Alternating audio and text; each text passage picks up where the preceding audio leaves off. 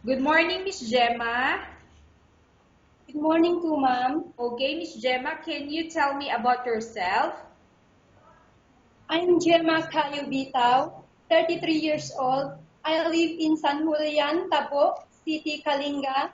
I'm a single mother. I have 5 children. I have one girl and 4 boys, ma'am.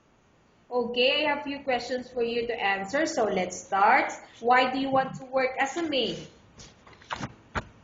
I want to work as a maid because I want to help and support the needs of my family, ma'am.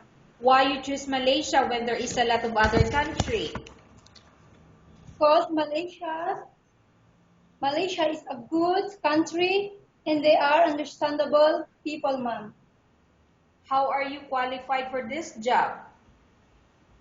Because I'm a hardworking person, ma'am. May I know what is your education level is? I'm a high school graduate, ma'am. High school graduate. What is your recent working experience, Miss Gemma? Housemaid, ma'am. Pardon, housemaid? Yes, ma'am. Okay, have you worked abroad before? No, ma'am. Do you have experience of taking care of baby? Yes, ma'am. My own baby and the baby of my employer, ma'am. Okay, what about elder or older people? Do you have experience? My grandparents, ma'am. How old is your grandparents, particularly your grandfather and your grandmother, when you take care of them?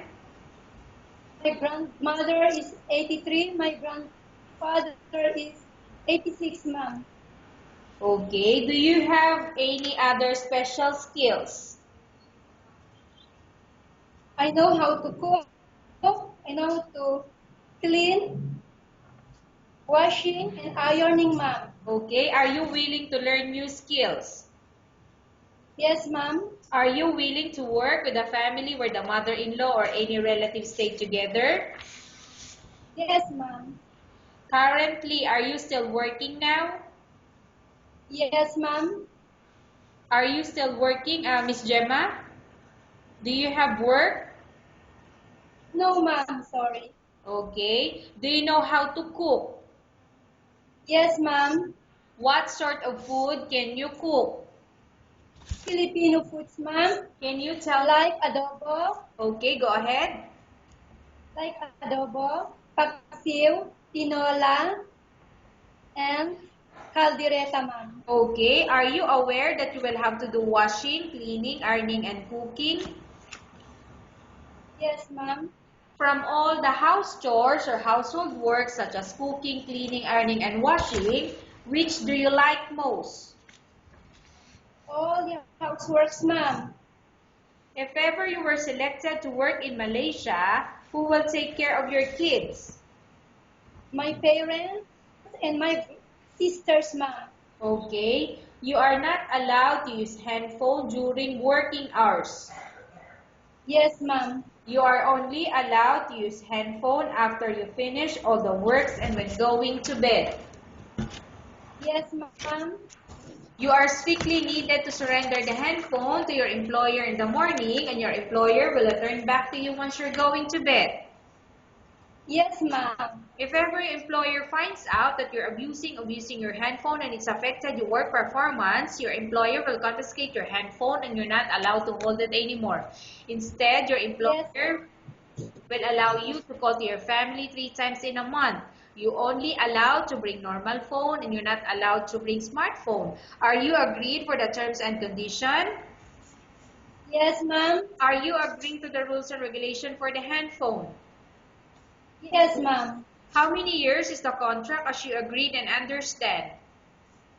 2 years, ma'am. Can you describe for me your ethics or your attitude? I'm honest and trustworthy, ma'am. How can you assure to us that you will work hard in Malaysia? I will finish my contract, ma'am. Can you promise not to use the telephone without the permission of your employer? Yes, ma'am. Can you promise not to put on makeup but to dress properly while work? Yes, ma'am. Can you promise not to invite friends and relatives without the consent of your employer?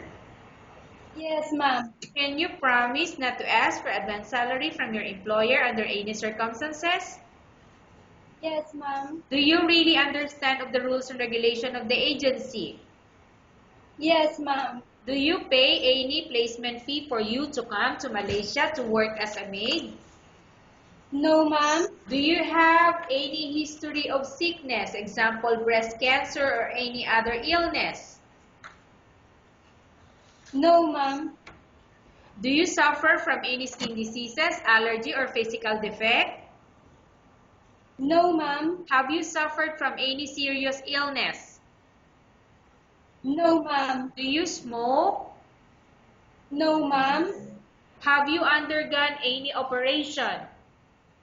No, ma'am. Are you medically fit? Yes, ma'am. Are you in any medication?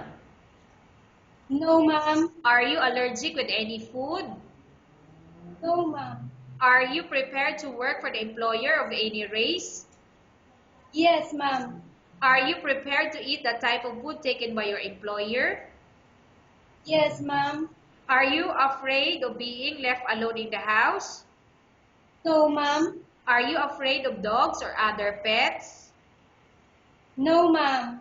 Can you promise to work according to instruction from your employer? Yes, ma'am. Do you have any immediate family working in Malaysia? No, ma'am. Okay, Miss Gemma, we have finished our question section. Let's go to case study. I have a case study for you and I want you to answer me truthfully. Upon arrival in Malaysia within 6 months, if ever any of your family members pass away, what will you do? Will you continue to work till finish your contract or you will go back? I will finish my contract, ma'am. Tell us about yourself and why do you want to work in Malaysia as domestic helper? I'm Gemma Cayo Bitao, 33 years old. I am a single mother. I have 5 children, 1 girl and 4 boys, ma'am. I want to work in Malaysia as a domestic helper because I want to give and support the needs of my family, ma'am. Okay, thank you. Okay, Miss Gemma, what do you want to tell to your employer who watching your video? Good morning, ma'am. Good morning, sir. Please help me. I'm willing to work to your family. I promise I will do my job and my responsibilities as your housemaid, ma'am. Okay, thank you very much, Miss Gemma. We will update your agency if there's any selection made by the employer. Thank you, ma'am.